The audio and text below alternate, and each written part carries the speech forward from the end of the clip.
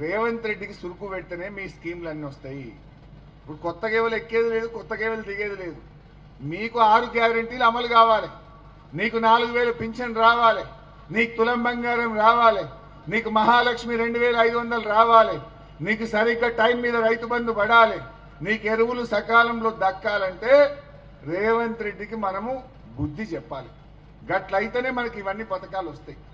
మరి ఇన్ని ఎగబెట్టినా, ఇంత మోసం చేసినా, ఇంకా దుబ్బాక గడ్డ మీద ఓటు పడితే ఆయన ఏమంటాడు? నేను కేసీఆర్ను మంచిగా తిట్టినందుకే ఓట్లు పడతాయి అని అనడా? అట్లా తిట్టుడు మనం ఒప్పుకుంటామా? ఏ గుండె నన్ను ఇక్కడ ఒప్పుకుంటుందా కేసీఆర్ను తిట్టుడు? మీరు ఆలోచించండి, కేసీఆర్ని అట్లా తిట్టచ్చా? అందువల్ల మనం బుద్ధి చెప్పాలి. నాలుకకు వస్తావు, ఎవరికి వస్తే రేవంత్ రెడ్డి నాలుకకు వస్తావా తిట్టినందుకు? గుంపు మేస్త్రికి వస్తావు. ఇక మనం నాలుక కోసుడద్దు, వాడి లెక్క ఖరాబ్ అవుడద్దు.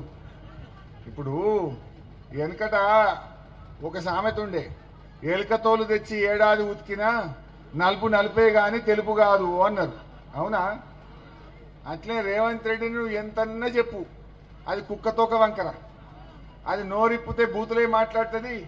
మాట్లాడినప్పుడు తిట్లు తప్ప పనికొచ్చే పని ఒకటి కూడా ఉండదు.